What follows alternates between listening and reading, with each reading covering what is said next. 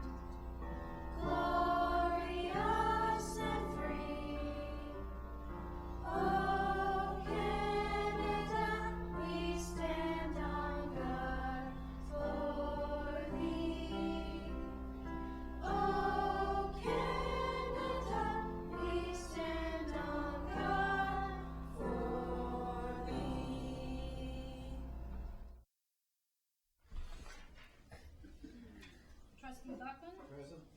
Trustee Karkner? Present. Trustee Garrow? Trustee McPherson? Present. Trustee McAllister? Present. Second Vice Chair McDonald? Present. First Vice Chair McMillan? Present.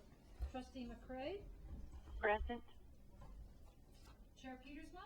Present. Trustee Richards? Sends regrets. Trustee Swan sends regrets. Student Trustee Shayla Cruz. All right, thank you. We have a number of trustees who are on the hustings this evening. I'm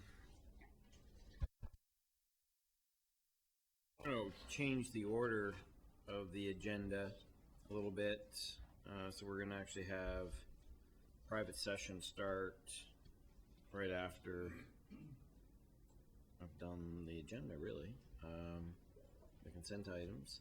And we're also adding one agenda item this evening, the family room. So I have a motion to accept the consent agenda items, please. Trustee McMillan and Trustee McPherson.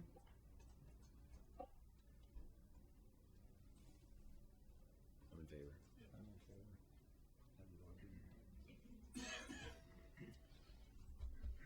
You just plug me in. So that passes. Could I, any declarations of conflict of interest? No, I haven't logged in yet. Okay, seeing no conflict of interest declarations, I'll move on to the next item, which is a motion to move into private. Trustee Karkner, Trustee McDonald. Didn't cast your vote. In favor.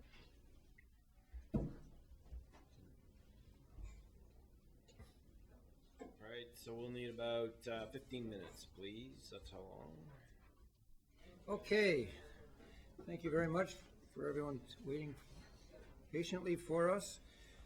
So what we're still in the committee of the whole, so we are going to move on to the next item, which is the UC Sports, Upper Canada Sports presentation. And I'm going to ask Ron Ferguson and Trish Brown if they'll come up forward, and they're going to give us a report on how things have been going with that. So I'm going to turn it over to you two folks, and thank you. Somebody else will walk. Okay, so through you, Chair, here's our presentation. UC Sports Update. So Trish and I, we'll go through this, but Trish and I think it was almost 2.5 years ago now that we were the founding members of this. It was a charter that we were on. And the last few months, and start of this year, we haven't been as involved, but that's what happens with charters. You kind of pass it along to the people that you put in place, and we've got a great team. So why? Why did we create this in the first place? Moving to a 7-12 model in the UCDSB provide our students and their teachers access to resources and opportunities that push, extend, engage, and energize them to high levels of performance. We saw this as an opportunity to provide our students with co-curricular and extracurricular athletic opportunities that were designed to put UCDSB students first. And we wanted to create a UCDSB sports league that gives as much control as we can, gives us as much control as we can have, while still allowing our students to participate in traditional sports organizations and tournaments. And then finally, we wanted high quality sports teams developed in grassroots intramural programs where all students can participate.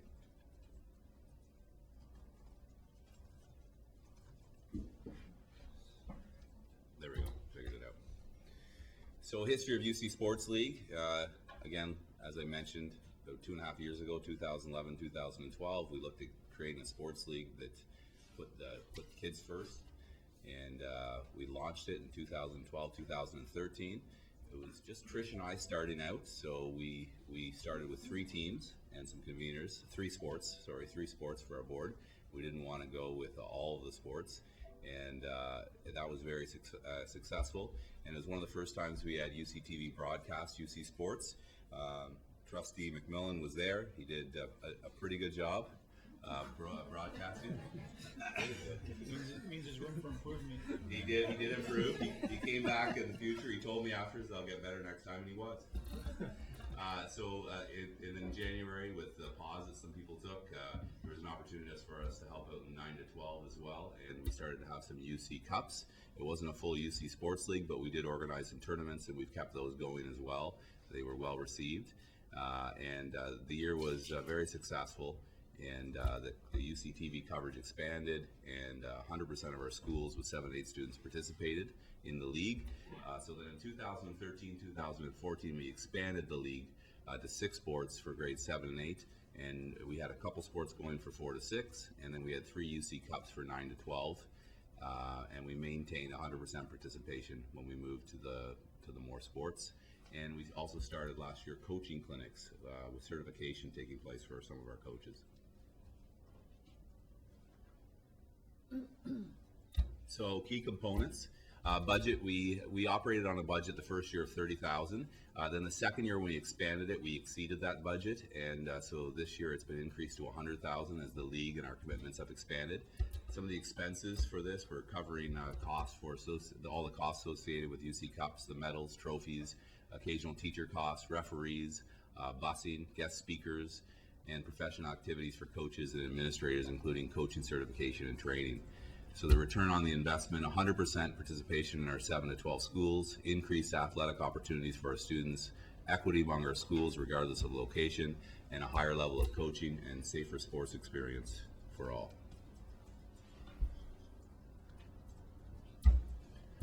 So some major wins. I went with the major win part since this is a sports league. So UC Sports, we just want to acknowledge the hard work that they did, our communications department, to get that going. But it was quite fun to watch and hear the stories of classes cheering on teams from back in their home schools. You obviously can't take 220 students to go and watch all the games, but with the live streaming, they were able to cheer on in their gyms back home and at their home schools. And also we had grandparents and parents from all around the province and some even internationally that watched our games and were able to cheer on their children and their grandchildren. Another big win was the development of our coaches. We have excellent staff and volunteer coaches. The league wouldn't be possible without all our teachers and our volunteers that step up to run these events. And UC Sports supports them in their roles, and one of the ways we decided to do that was to hold coaching clinics in the summer where coaches receive certification, and the plan is to run 4 to 6 athletic summit for coaches and interested administrators this November. So one of the areas we want to focus our energy as maybe not so much as UC Sports, but as individual principals, we, as you saw on the original slide, we want all of our schools and our students to have intramural opportunities. And there's some schools that have some really good examples of that going on, and we want to share our best practices, and hopefully all of our schools will be able to participate in intramurals. And there are models that exist out there, and we plan to share those with our colleagues and go from there. And Trish is going to just do a summary. Right, A so, recap. thanks, Ron. Just to really, to summarize the 3 key points, when we embarked on this, our big target was to have a UC sport opportunity for grade 7 and 8 students. That expanded to grade 9 to 12.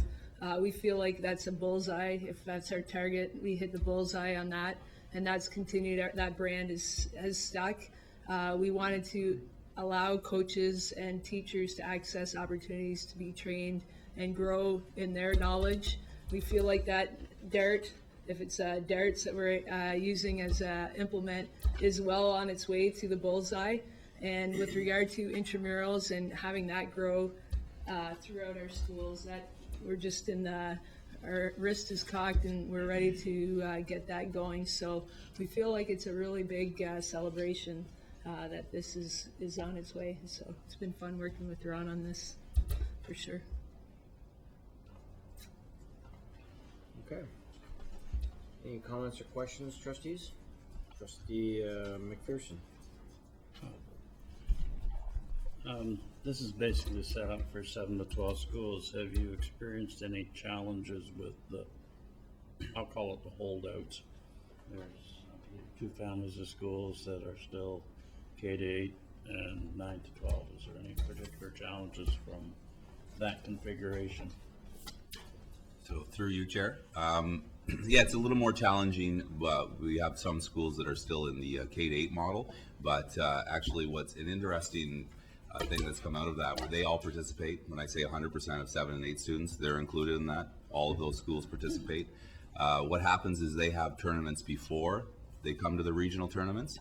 And what we've noticed, it was interesting that some of these smaller schools that were winning some of our tournaments. And so I talked to some of the coaches, and they said, well, we have a tournament before where everybody comes and they participate. So by the time they show up, they've already gone through a whole set of competitions and developed as a team.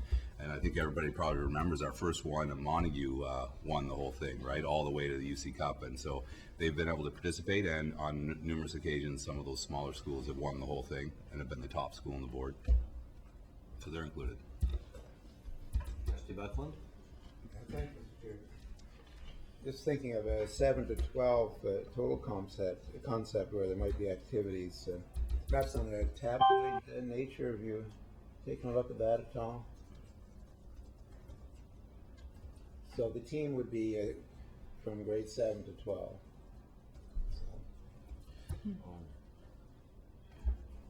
Through you, Chair. So sometimes we don't have teams that are 7 through 12, like with everyone participating. You mean like all this, like a varsity team? I think it's what called do that. Sometimes we do that with 9 to 12 if we don't have enough to form a team.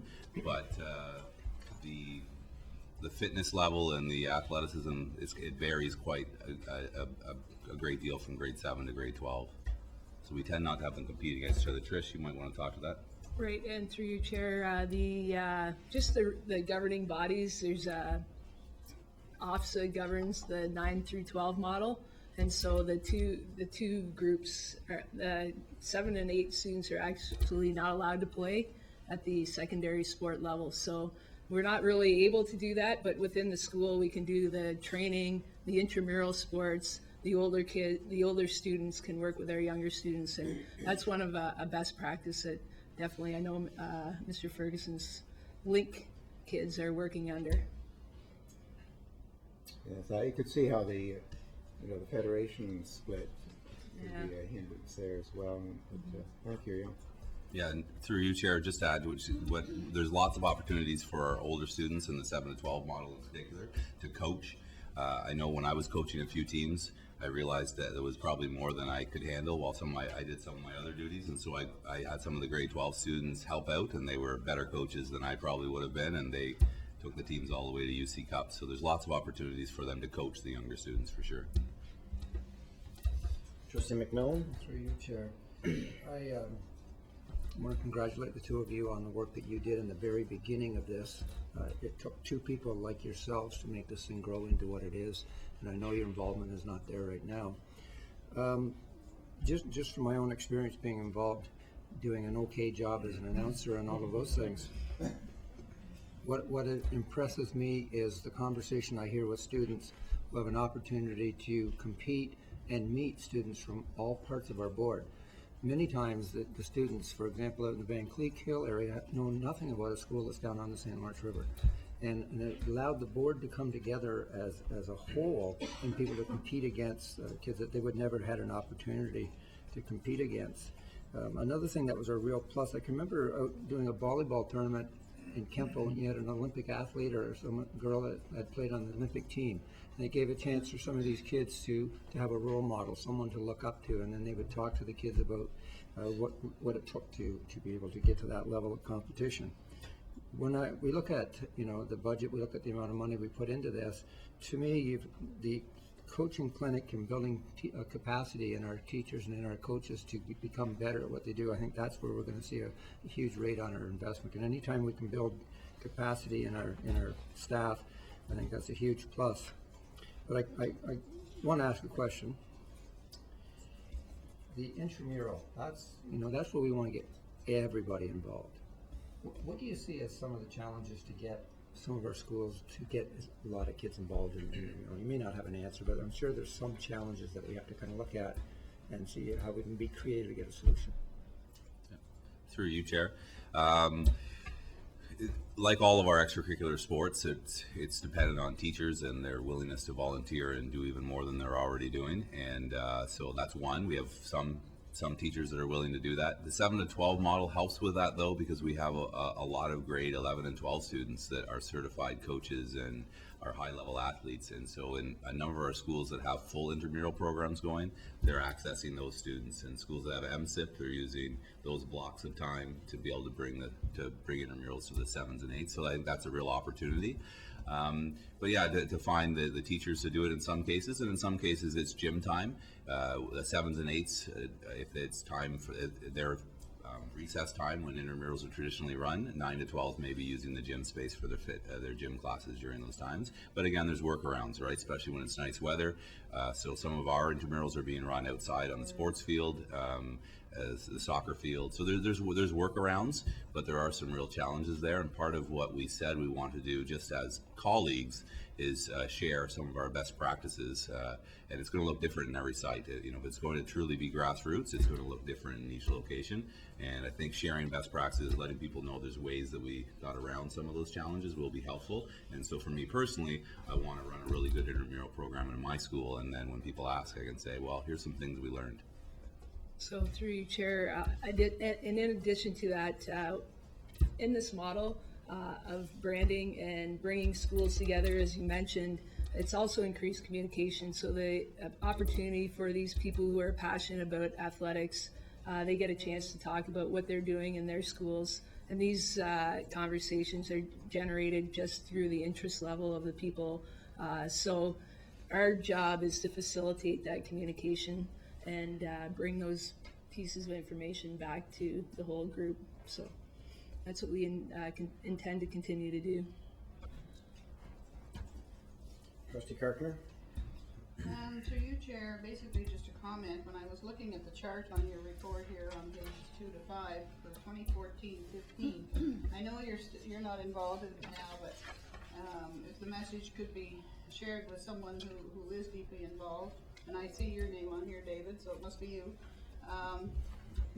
I notice a grade 4 to 8 is only in one area, and that's cross country. I think if we're going to get these students to be involved in intramurals and compete around the board, we need to start them early.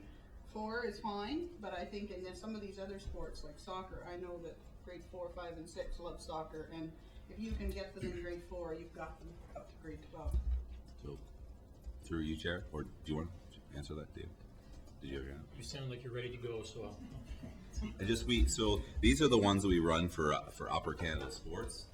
Our schools still run through the traditional leagues, and those are going as well, so the students have those opportunities. In some areas we do run it all. In my area, the league the league fell apart during the last kind of difficult period, and so UC Sports stepped up and we run 4 to 8 in that area, in the Lanark area. But yeah, maybe Mr. Coombs, you have something you want to add to that? Thank you, Mr. Chair, through you. Yes, we do have coordinators of 4, 5, and 6 sports. What we found is that across the board, we have a real difference, sometimes a difference of opinion on how that sport should run. Should it be co-ed at that level? Should it be gender specific? What kind of rules should we follow? So what we've decided to do is with the cross country, which is, by the way, coming up on October 22nd, a spectacularly great event, we're going to be supporting the regional sports. So, for example, this coming November, we're having a regional summit of coaches and conveners from 4, 5, and 6, so we can actually get people together and share some of their experiences and some of their best practices, and also have an opportunity to see how can we then assist you in your regional tournaments. We haven't put this on the shelf forever, but we feel at this point we want to bring people together to really get a ground-up experience and what this might look like board-wide. Trustee McPherson? We celebrate an inclusive learning environment in our schools. How inclusive is Upper Canada Sports for our special needs students? Do you encourage their participation? Is there limitations on their participation? And I'm putting this through the chair, and I know it's a wee bit of a loaded question. Go ahead. Through you, Chair. One of the things that I really like about the intramural program is that students of all levels can participate. What our goal is at my school as a principal is that any student that comes out for a sports team makes the team. And it's different depending on the number of coaches you have, but that's the way we have it. So any student that came out and said, I want to be part of this team, regardless of their disability or anything with their level of athleticism, they're going to make one of our teams. An interesting note about that, we participated in, there's some recreational things that happened as well. There was flag football that happened, and we made sure we had multiple teams going, and one of our development teams that wasn't the team that we thought was going to do well ended up winning the whole tournament, right? So you never know what's going to happen. They just gelled as a team. So I like that approach personally, and one of the nice things about UC Sports being the Upper Canada Sports League is that we have control over those kinds of things. So if someone talks to a convener and says, hey, I really think we should have some accommodations made in this and maybe change the rules a little bit so this person can participate, we have complete control over that. And if you look at the organizational structure, the person that makes that decision would be David Coombs, and I'm pretty sure he would say yes to that. So that's one of the nice things about it being our sports league. So, did he put words in your mouth accurately? I really can't add to that, Chair. Chair, may I ask a question? Yep, go ahead. Through you, Chair. Ron, can you tell me how does this system, let's say, for example, we have somebody that's extremely talented in one of these sports. I'm thinking more of individualized sports, rather than team sports, like track and field, where there are individual, you have individual sports in that. Does this marry into like EOSA, provincials, any of those other, where in fact we go outside of the Upper Canada sports arena, or are they all just always kept within the Upper Canada Sports League? Through you, Chair. So with 7s and 8s, there isn't the EOSA or OFSA. That opportunity wasn't there. Before we created this, we played in regional tournaments. So you'd have the Lanark tournament or the tournament on other parts of the board, and there was nothing else. So UC Sports added another layer where those teams could then go and play against everyone else. But for 7 and 8s, there is not the same structure of EOSA and OFSA. And our involvement in 9 to 12, our UC Cups, students are still participating in those traditional leagues, and they can still go to EOSA and OFSA. But for our 7s and 8s, that doesn't exist. We're one of the only areas that have the level we've built in with UC Cup. That didn't exist before, so it's a whole nother level. And I think, And through you, Chair, I would say that our grade 7, 8 UC Cup structure would rival EASA or be comparable to EASA competition, just at the grade 7 8 level. So it's an enhancement for sure. Okay, thank you. Okay, any further questions? Okay, thank you very much for taking time to come and talk to us about the Upper Canada Cup. Appreciate that.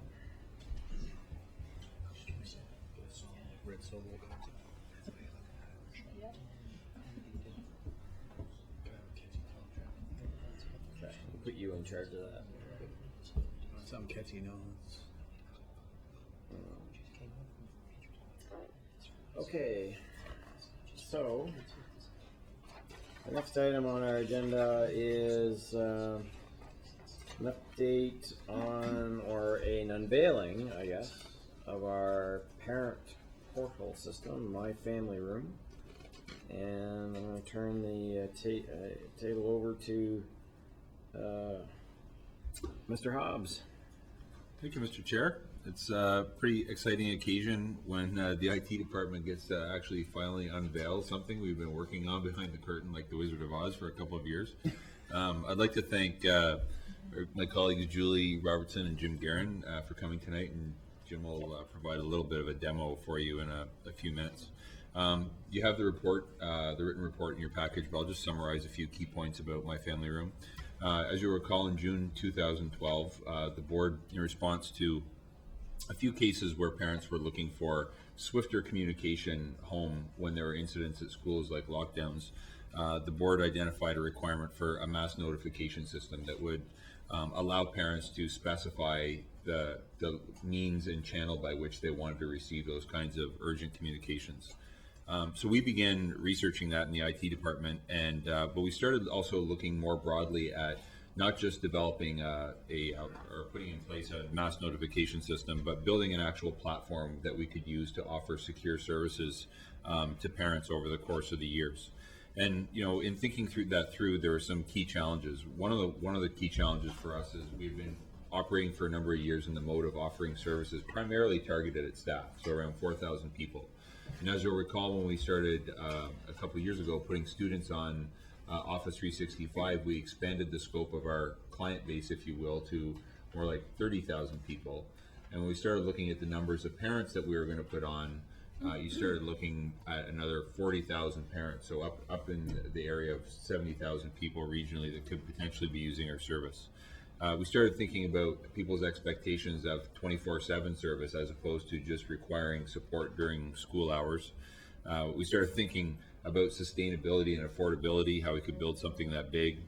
And really, above all, in line with the customer service initiative, we started really thinking about what we wanted that user experience to be. And setting our targets to be fairly ambitious with respect to ensuring that parents, when they came in through a UCDSB branded service, it was a really positive experience in sort of style and substance. So after doing some initial research, we selected a company called Infusion as our development partner. The account manager, who's now gone on to be chief architect for the global company, is actually a former trustee with the Limestone Board, so we figured that might help earn us some bonus points with you guys when we brought this back. And we spent quite a bit of time on a design and development initiative over the course of the next year. So we're pretty excited now to show you this platform. We've called it My Family Room. And the intention of this is it'll be the one-stop shop for offering parents access to secure services. We're launching, of course, with the notification system that you requested, so parents will be able to go in and specify how they would like to receive various types of messages like bus cancellations, urgent notifications. And there's also, we're also excited to launch it with what we consider to be the first of several feature packs.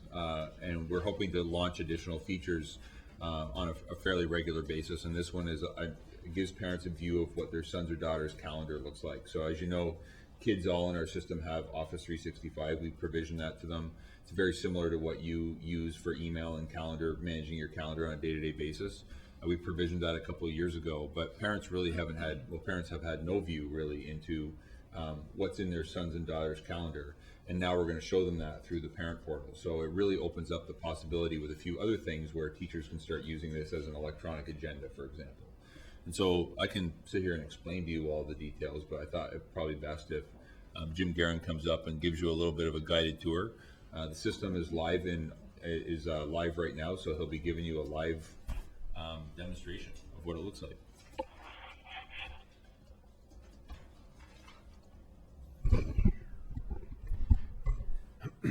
Thank you, Jeremy. Through you, Chair. So yeah, I'll be showing you tonight a parent perspective of the family room system, which I'm very excited. I get the fun job of showing you the cool technology. So first and foremost, you'll see on the screen that this is our welcome page to the family room system. It's the entry point into the system is designed to be easy. So first thing that we decided early on in the process was we didn't want parents to have to remember yet another username and password to get into a system. So they can come here, they can actually sign in and register for an account using an existing social media platform of their choice: Twitter, Facebook, Microsoft, Google, whatever the case might be. And once they log in, they are presented with a home screen. So the first thing I want to touch on, Jeremy alluded to, is parent notifications. So the notification system is one of the key features that are available in the first phase of this service. As soon as a parent logs in through this portal, they immediately see a list of school notifications that have been sent to them recently, sorted by date. It's a highly filterable system. They can sort it by day, they can sort it by the student the notification pertained to. They can sort it based on how the notification was sent to them. But most importantly, this is not the only location where parents can receive notifications. They can actually go in to their own personal profile and they can set up global contact preferences.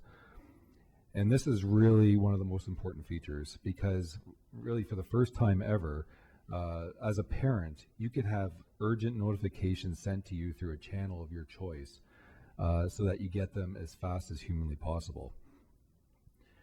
And this is what really sets this service apart from services like Facebook or even news articles that go on the external website, where those are more subscription based, and as parents you can go to those services and view the information when you get around to it. With this service, you can actually set your preferences up so that if you're a mobile user with an iPhone that's always on you, you can set that up as your personal preference to receive all notifications directly and in a timely manner. So 2 ways that you can set the notifications.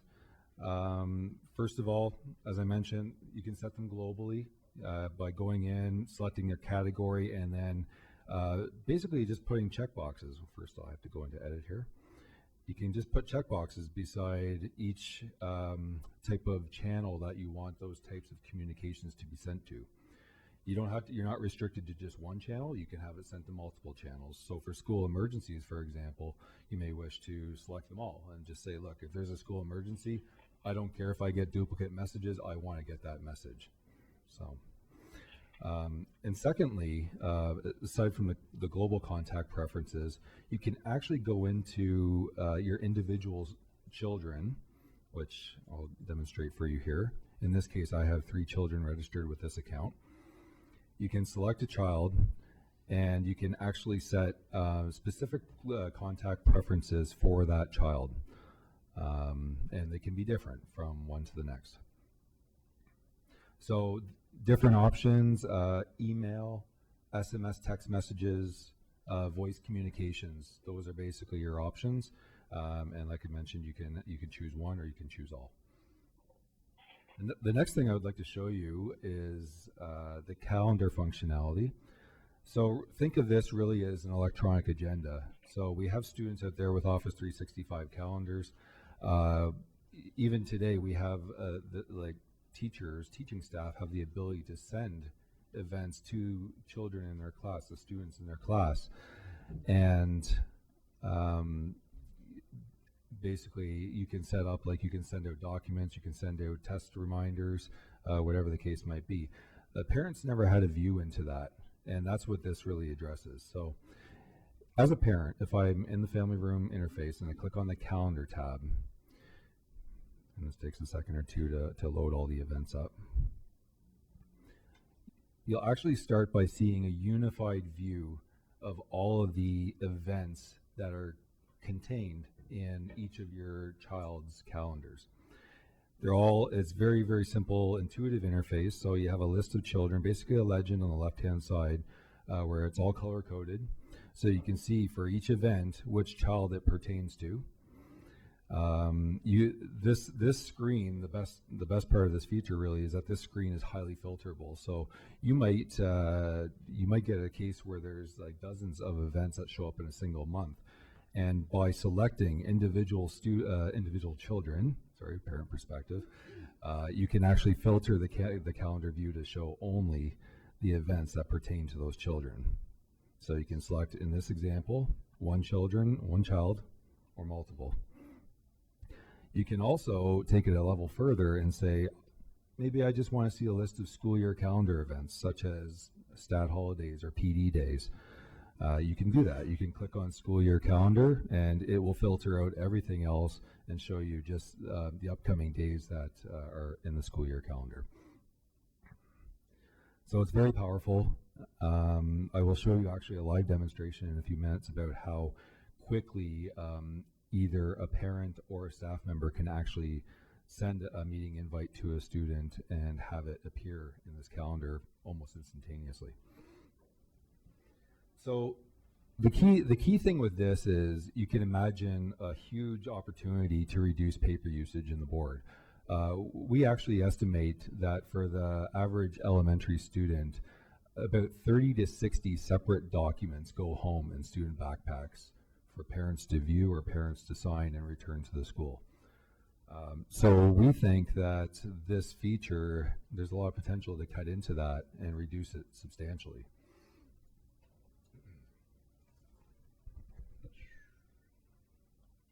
So I'm going to show you a quick live demonstration here using my own account. So take the scenario where, as a parent, I might want to send my child a reminder that on Friday at 2 o'clock or 3 o'clock in the afternoon, I need to pick them up from school early because we're going on a long weekend trip, right?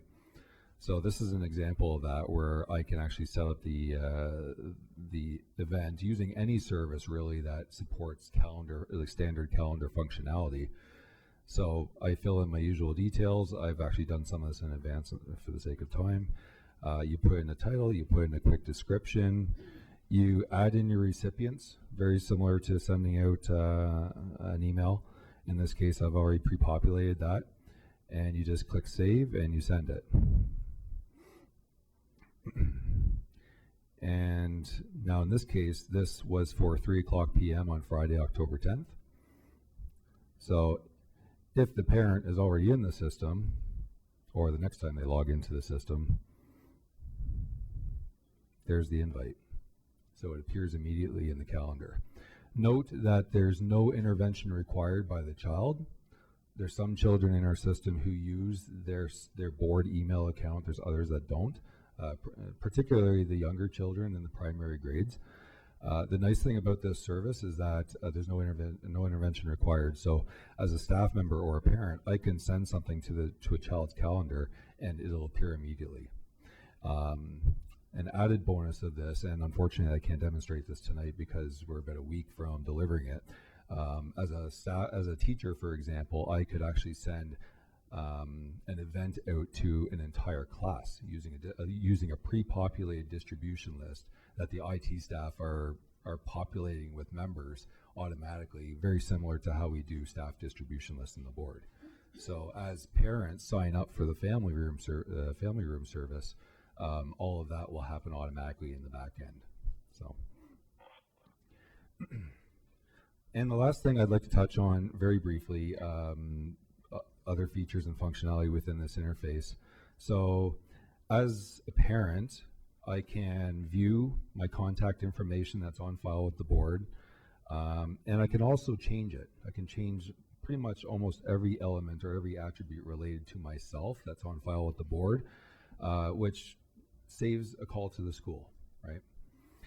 As soon as I update this, it's updated automatically into our Power School system, and it's updated in our notification system automatically so that communications sent out are not interrupted.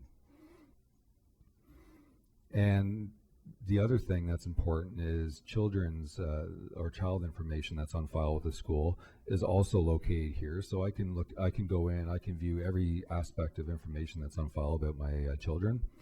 And now, the one notable difference between this and the previous is that I cannot update information yet for students. That's actually planned in a future release. So right now, if as a parent I see something that's not right here, wrong address, phone number, whatever, I still have to call the school as per today's process. And that is pretty much it. That's all we have as far as the initial phase of the family room project. Thank you. So I just, in conclusion, again, just thanks to Jim and Julie. Yeah.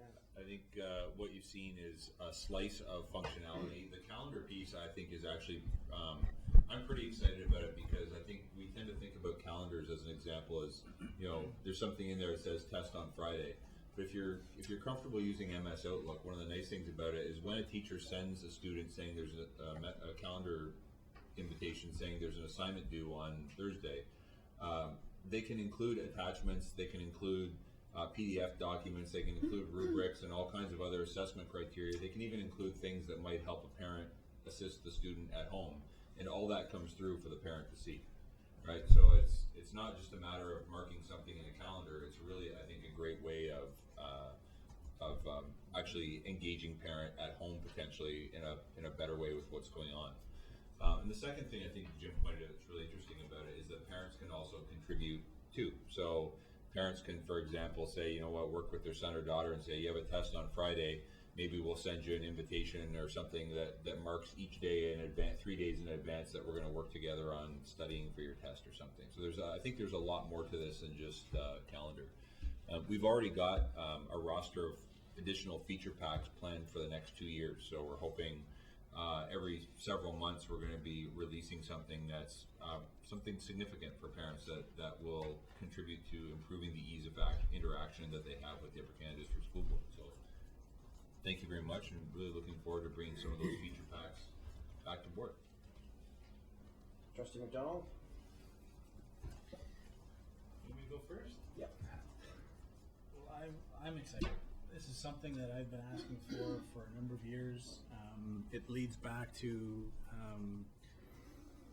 attendance at a National School Board Conference in the U.S. and the use of parent messaging systems in the U.S. from an emergency standpoint, just in a general information sharing standpoint, from a classroom level to a school level to a system-wide level. And saw value in that for us at Upper Canada to be able to move into something like that. And what we've done is we've looked outside of the boundaries of the typical delivery models or the typical service providers, I guess, for the messaging system. We've evolved that more now into a wraparound system that we can not only communicate with home to school and school to home, but we are actually enabling parents to understand and have a better grasp of the learning environment in the school. So I'm excited the fact that we've been able to get what we were looking for from a messaging system, but we've augmented that by giving more service availability to parents. And I think the features that you have as well from the teacher's ability to pull out information on individual students and be able to get the particular information on the parents is key. I think some of the other service packs that are coming down are going to be instrumental in helping us in our communities and communicating back and forth with parents and in that learning environment. So it's been a while coming. I'm very pleased on what we have. I thank you, Jeremy, and I thank your team, Jim, to have this product in front of us. And I think our communities, our parents, are going to be very excited about it. And I think our teachers will have a very unique tool that they don't have to have a piece of paper on their desk or call down to an office to find out how they can get in touch with a particular parent. So I think this really sets us apart from what other boards are doing across the province, and it just leads to our communication enhancement tools that we can have in getting information out to our parents. So thank you very much. Can you show how that works? Do you have that ability to show how a teacher could go and find from their Outlook screen? Can you show that? I can show you what it looks like. I cannot show you on this computer a live demonstration of it, but I can easily describe what it does so that everybody here would understand. Think of when you're looking up a parent's contact information. One thing as an educator or even an administrator in some cases, you don't always know the parent's name, right? You know the student's name, but you don't always know the name of the mother or the father or the guardian of the child.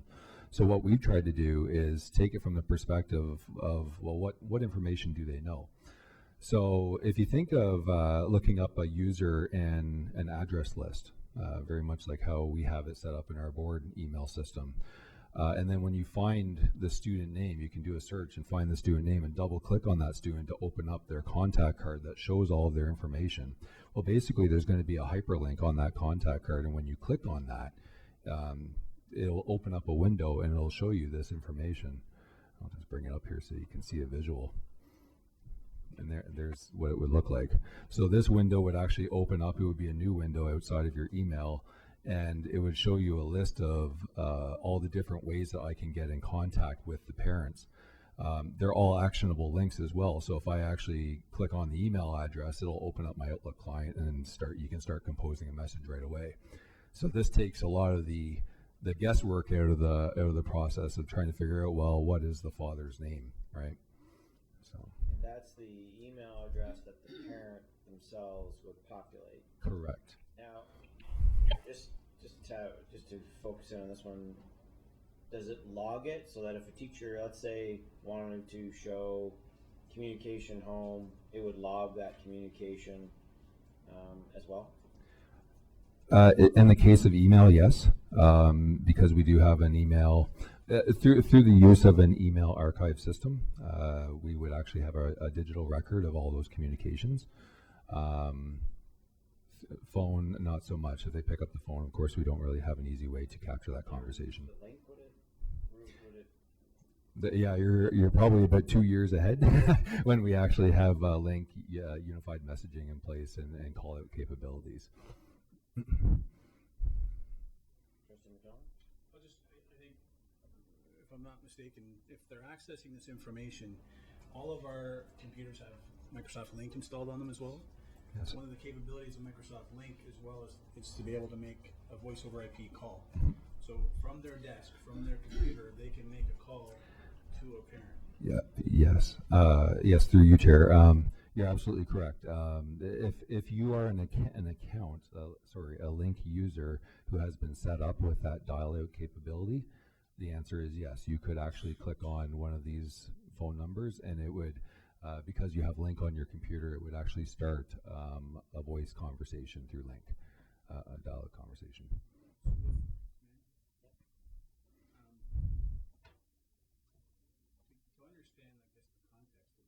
Number of pieces of software that are making this happen. One of those pieces of software is a CRM tool, customer relationship management tool. Does that have the capability of tracking that communication back and forth rather than using the email archive server? Through you, Chair, I think Jeremy might want to weigh in on this one. It does have that capability. What we need to do is just do the stitching together, right? So, as Jim alluded to, when we deployed Link, we know Link has that ability. So if I go in and look up, a parent, I can, because of my Link account, and I think everyone in here has the dial-out capability, I can click the link and it'll make a phone call. We haven't deployed dial-out capability to every single person in the board yet, just because we're trying to, as Jim said, one of the prerequisites is moving on staff onto Office 365 and then doing some unified messaging implementation with Link. But that capability is there, and that's actually precisely one of the reasons why we chose to put CRM at the center of this deployment, is because it does offer you that capability to start capturing that intelligence about how often are communications going out, and what types of communications are going out. Just before I go to the next question, just a note that if you're watching online, you're not able to see what's being shown because we were showing real actual student counts and we didn't want to transmit the private information. So if you weren't seeing it, that's the reason. Trustee McPherson. I noticed in your opening screen through the chair that it would notify of a student absence by whatever means they had chosen. Will this enhance the Safe Arrival program? In other words, if you notify a parent that a student is absent, will it require within a certain time frame some sort of an acknowledgement back that they are comfortable with that? Or through you, Chair. Well, I think the answer to your question is it will help. There's really two parts of the safe arrival process. There's always the human element where it comes to when there's some timing concerns, and there's also the system element. How quickly do the systems act to generate the notifications to go home? We've architected this system to run on a schedule multiple times per day to basically take all the data that's entered into PowerSchool by the office administrators and process that data and send the notifications out as quickly as possible. But that only takes it so far. If the human element still, if an office administrator doesn't get to entering the absences in by a specific time of the morning, then our system can't do much with that information, or that lack of information in this case. Does that answer your question? yes, I guess. Trustee McMillan. Through you, Chair. I'm always a little bit uncomfortable sitting between these two guys because their knowledge of technology is so far over my head. Which impresses me with what you have is the simplicity of it. So I'm going to ask a question at a very simple level, because I think a lot of parents may ask this. How secure is this system? We're dealing with personal information. We're dealing with being able to have someone go in and change the information. As a parent who's going to be using this, how secure is it? Through you, Chair. It's, excuse me.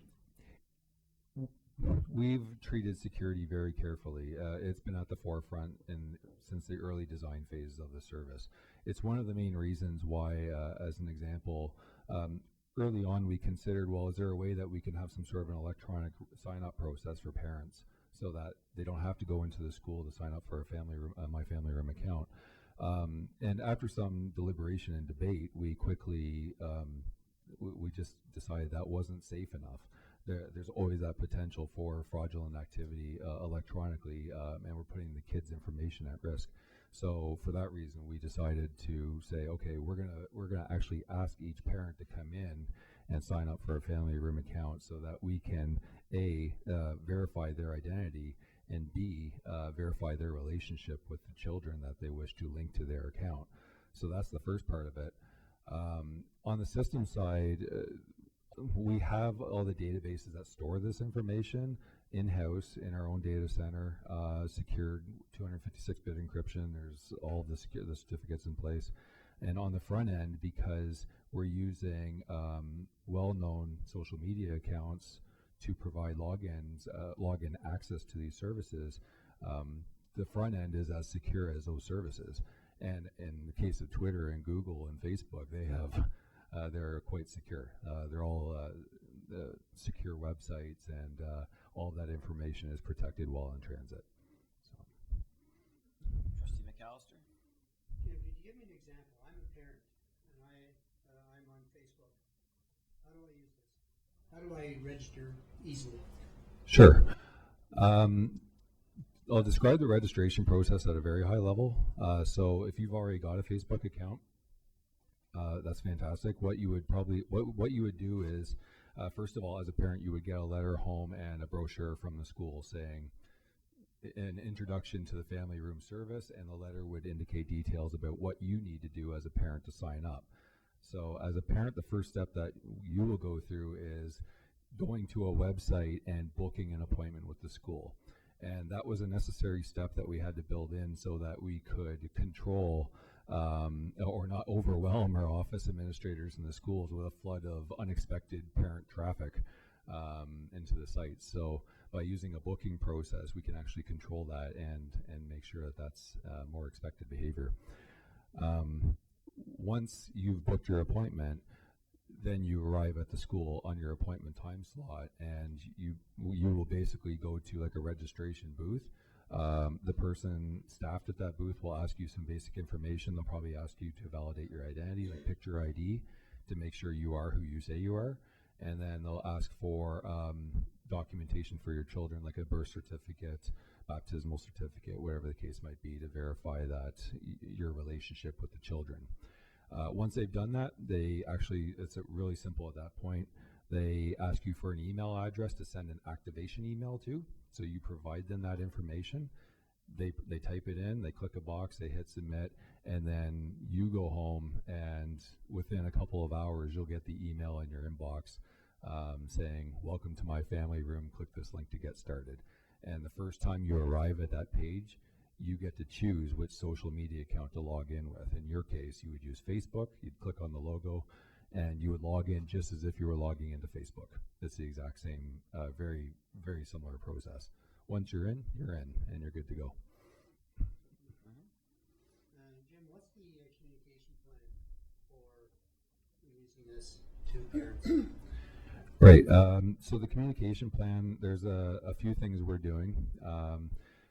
First of all, we recognize that in order to maximize the value of this service for parents, we have to build awareness in the service at many different levels in the organization. So, for example, we need to have administrators and school administrators and office staff actually sending out notifications for events, both urgent and non-urgent alike.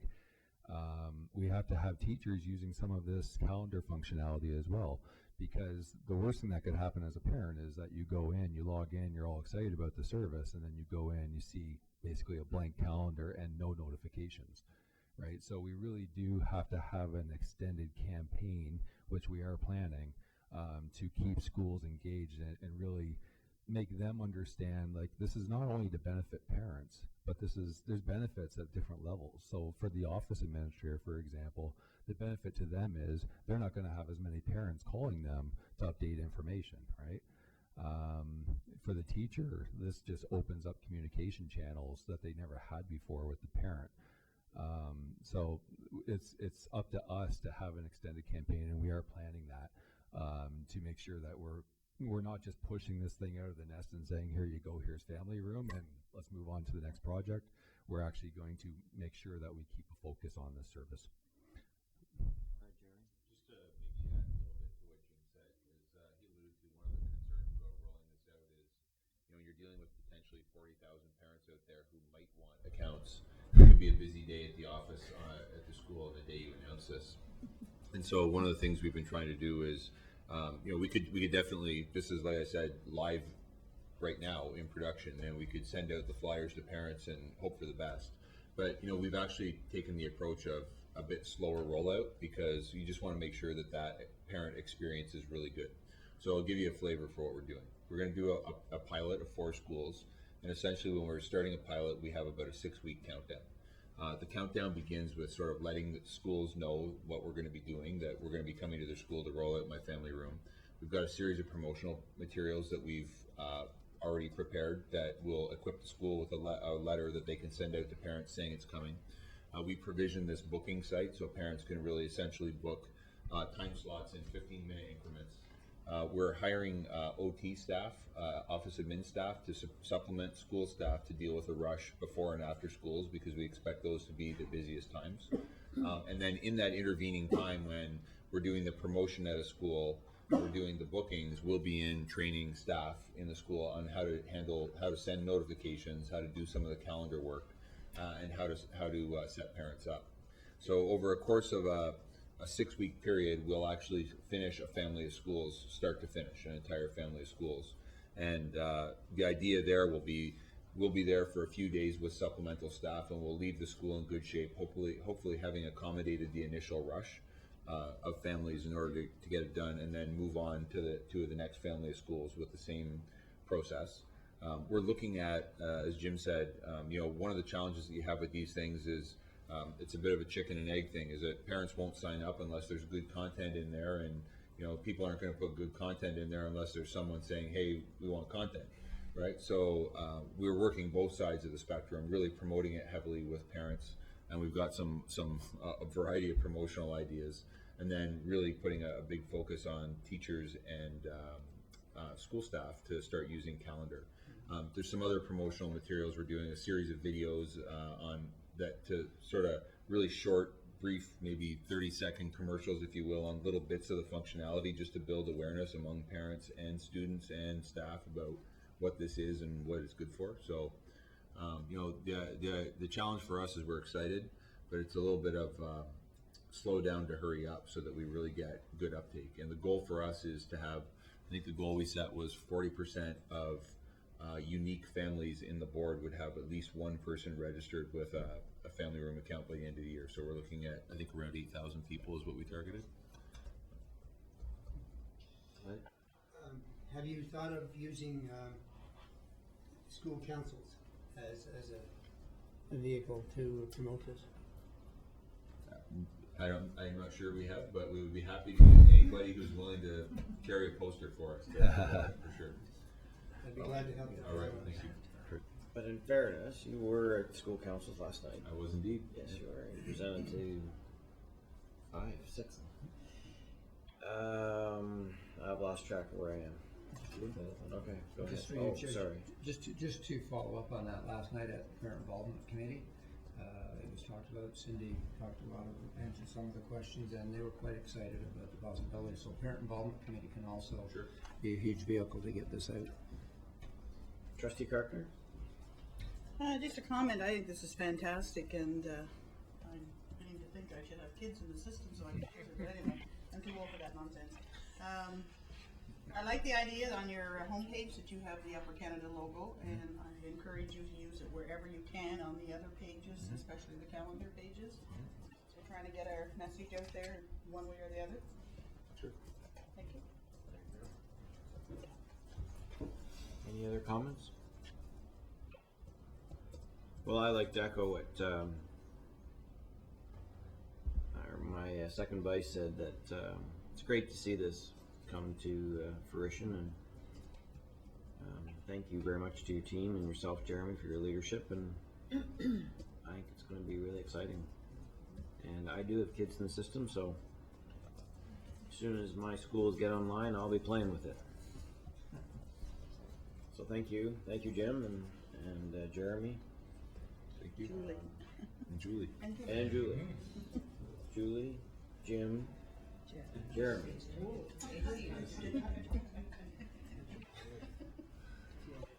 I guess I know what qualifications you need to work in the IT department, Well, right? if you're a man in the department, you have to be tall and bald.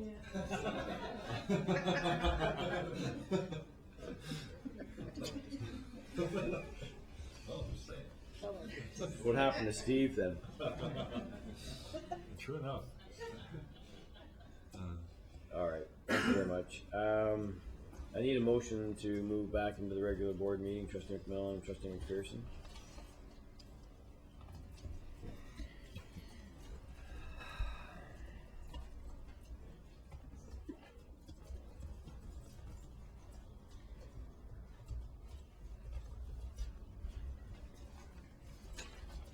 Everybody, Trustee McAllister and McDonald are two wizards. I'm busy doing some multitasking. Okay. All right. I won't tax you any further than Trustee McAllister. All right. Thank you. That passes. So we're now in a regular board meeting. A report from board private session committee of the whole, October 2nd. We have a At the Committee of the Whole meeting, October 2nd, 2014, private session, one personal matter was discussed and the following recommendations being forwarded to board. I need a mover and a seconder. Trustee Karkner and Trustee McDonald. That the Upper Canada District School Board approved 2 motions carried in private session, October 2nd, 2014, item D1. Go ahead and vote.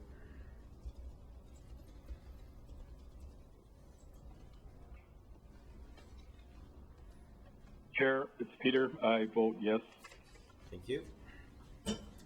Okay, from the public session meeting on September 24th,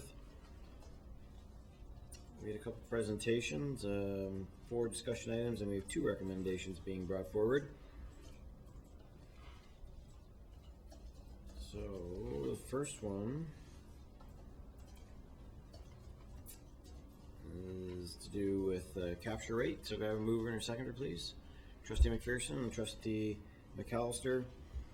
Whereas the Upper Canada District School Board has the mandate and capability to capture all students, and whereas the Upper Canada District School Board provides excellent programming in all schools, be it resolved that the director devise a strategy by the second meeting in January 2015 for the increasing capture rate for each school, and that this goal will be included in school success plans. Any comments or questions? All right, go ahead and cast your vote.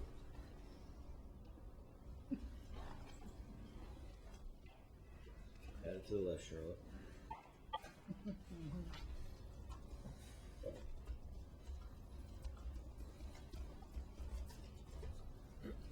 David just usually hits me when he wants to speak, so. All right, the next motion deals with a wage freeze.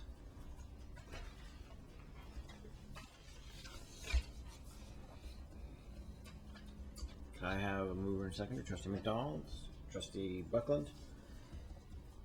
Whereby on the September 10th, 2014, the Upper Canada District School Board passed a motion putting in place a directive not to fill any existing positions or create any new positions that are not of administrative or managerial type and not school-based, and whereby September 10th, 2014, the Upper Canada District School Board requested that the director report to the Committee of Whole any department budget that exceeds 3% of its allocation along with the appropriated remedy. Be it resolved that a wage freeze be implemented immediately subject to pertinent provincial legislation, collective agreements, and exceptions approved by the board. Please cast your vote. I just had a question. Oh, sure. Do you have a question? Sorry. The last line, subject to pertinent provincial legislation. Now, would that include initiatives that the ministry might wish to begin and thus provide the salary for such a venture? Well, if it was in the form of legislation, but Yeah. if it's not, then I would expect that administration would have to come move it through this process. Good. Because legislation they'd have to change the Education Act. I see that, yeah. Okay, we've got it covered then. Good. All right, go ahead.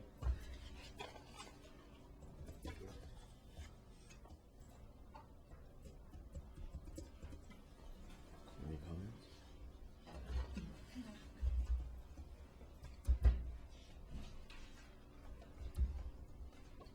Okay, that passes unanimously. Next item is our report from our director, our OPSPA director, Trustee McDonald. Thank you. I'll be as brief as possible, Chair Petersman. A couple of things I do want to bring to trustees' attention. Board of Directors meeting was held 21st of September. During that meeting, it's a re-engagement process. Sometimes we have new trustees who are coming in as being part of the board, depending on how each individual board is made up, and they appoint the trustees to the board. So it's a bit of an orientation session, and also is an opportunity for us to solidify the work on the priorities. So you would understand that in June, July, we would have our AGM, vote on those, and then the executive would go out and work on that over the summer. and bring back some documents to us in September. So those formalities are housekeeping issues, certainly are conducted at the September meeting. One of the things that OPSPA is doing actively, and they started to do it in the last municipal election, they are created a website that is really trying to promote the awareness for elections, but more particularly school board elections. And they've created a website called OntarioSchoolTrustee.org. That website lists a number of pieces of information that will help individuals looking to run for trustee, will help community members if they wanted to host an all candidates meeting. It also lists the individuals across the province who are running for trustee. And if you wanted to submit a resume or a bio of sorts and some information, you can certainly provide that information to the organization. They have a number of videos and a number of pieces of pamphlets that are going out to try and enhance the opportunity. They also created a video. It's basically it's all in your hands. It's trying to promote the awareness, the importance of the role the school board plays in helping develop the community and helping shape the lives of our youngest citizens. So if you have an opportunity to go to the website, again, OntarioSchoolTrustee.org, I would suggest you do that. Take a look if you're in the election process. Make sure they have your information correct, and certainly share the video if you have an opportunity to do that with your constituents. It's a good piece of information that more people across the province need to know about from a school board perspective. One of the other items that we discussed, we had a presentation from a young gentleman who started this initiative basically in his basement and moved it forward. It's called Student Vote. And it's an initiative that they align themselves with provincial, federal, and even municipal elections. And they give you, a school registers for it, or a class can register for it, and they give you the information that you need to conduct research on the candidates, allow a vote to occur in the school or into the classroom, and it just creates that democratic process within a school. It helps build an understanding at a young level the importance that elections play on our society. So it's evolved quite significantly over the period of time, and certainly there's an opportunity for that to expand even further. Now, from a municipal election standpoint, if schools haven't registered yet, essentially it's getting very close, a little late in the process for them to do that now. However, as they move forward, there will be federal elections and provincial elections in the next few years, I'm sure. There's an opportunity for schools to be involved in this. They can look at the information. They will send all of the data out to the school at no cost, and certainly they will assist the teachers and assist the schools with that implementation. It's a pretty unique piece of initiative, I guess, more so than anything, that creates awareness, and it certainly has some interesting sideline stories to it to see how accurate student votes are to the actual outcome in our society. So it's a good piece of resource, I guess, for schools to use. The next few items I just wanted to talk about were around all provincial initiatives. In September, from a part of our overall agenda at OPSPA is to talk about education finance. And as part of the finance report, we received information that September 9th, the Ministry of Education issued the Education Funding Consultation Guide. It's for 2015-2016. It's available on the OPSPA website. It certainly sets the tone to what they expect to receive for information around GSNs. The consultation process with key stakeholders is very limited. It's from September to November. It's one of those things where the ministry sends out a nice piece of information to say that the public, we're doing it. We want to hear from everybody, but you've got a short amount of time to be able to get in and make a difference. So OPSPA, as part of our overall mandate, already has a package of information around education funding. It's in our key work, it's in our priorities, and we would have been presenting. I'm not sure what the exact date was. At the course of the meeting, we didn't have those specifics, so we would have been presenting to the committee that would be receiving the information on the consultations around the GSNs. That would again, would make sure that it highlights the information that we've been talking about over a period of time. But it'll deal with things like credit strategy survey, pupil accommodation grants, and moving forward on some of the other initiatives that we have talked about in the past. Once I have those details that we have met with the committee, then I'll certainly be glad to share that with you. Next piece of information that we do talk about is often related to program policy. We have various committees. As you know, ECO submitted released their results for 2014. Overall, we know the success and the need for improvement within individual schools, within our board, and across the province. What's interesting, though, I find with the ECO release is that there's a lot of information that the ECO sends out that is very useful. I think it's useful for us to look at. The infographics that they have, the rankings that they use, they talk about grade 3 being increased and grade 6 being increased. They look at cohorts. They really focus in on the areas that need attention, and they focus in on the areas that have been working well. So it's something I think we should as a board dive into and take a little bit. It's more of a comprehensive look into what information is coming out of EKO that could help us as a board, and how can we augment it with our own information. The last piece of information that I need to share with you is the province is introduced about 5 years ago poverty reduction strategy, and moving forward they have come out with the Realizing Our Potential, Ontario's Poverty Reduction Strategy 2014 to 2019. So this, some people say, well, how does this impact on education? And I think we, as trustees and as educators, know that socioeconomic status is not dependent upon the success of a child, but it does have a dependent outcome on how they are able to learn in a particular building at a particular time. So from a poverty reduction standpoint, education plays a role in this. What can we do to help our families and our schools to make sure that they are in our schools, and realizing that regardless of the situations that they're in, we will have a safe, warm, caring, highly educational environment for them, and we'll do our part to ensure that we can assist them.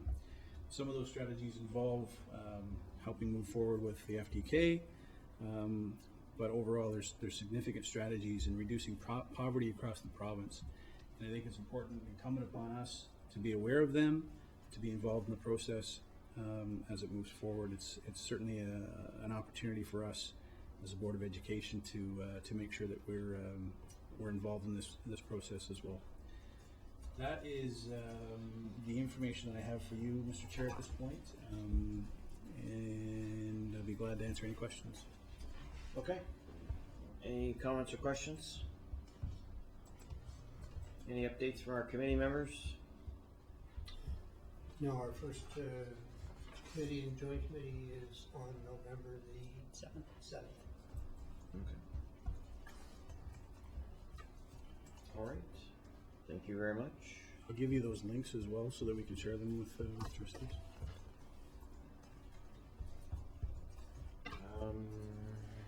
Right. Okay. Before we move in, I'm going to jump ahead to the remarks, the chair and director, and just check to see whether you wanted to say anything before I clear the room for private session. Okay, go ahead. I would just like to extend my sincere thanks to the board. It's an honor to be chosen to be the interim director of education, and I very much look forward to working with you as we work with the senior team and the principals and all employees of the board in the interests of improving student learning. As you know, I've spent about 36 years in Eastern Ontario working in public education, And it is certainly something that is a passion of mine. And I will, albeit I've come out of a 6-week retirement in order to take this role on, I want you to know that I am totally committed to doing the very best I can. And I am so fortunate to be able to work with a Board of Trustees who is totally committed to the improvement of student learning, an exemplary senior team who has a tremendous skill set, much experience, and very forward-thinking, and exemplary principals and teachers and other employees in all of our school buildings. So I just want to emphasize what a tremendous honor it is. It's a privilege to return to Upper Canada, and I will do my very best for all of you in months to come. So thank you. On a student note, I look forward very much to providing opening remarks at our Equity and Inclusion Student Forum tomorrow, where 300 students will be at WB George discussing and advocating on behalf of inclusive environments in all of our schools. So I certainly look forward to that, and I understand I'll see a few trustees there as well, so I think that's marvelous. Thank you. Welcome, Charlotte. Thank you. Okay, I'd like a motion to move into private session. Trustee McDonald, Trustee Karkner. We'll vote, and then we'll take 5 minutes, and we'll say 8:20.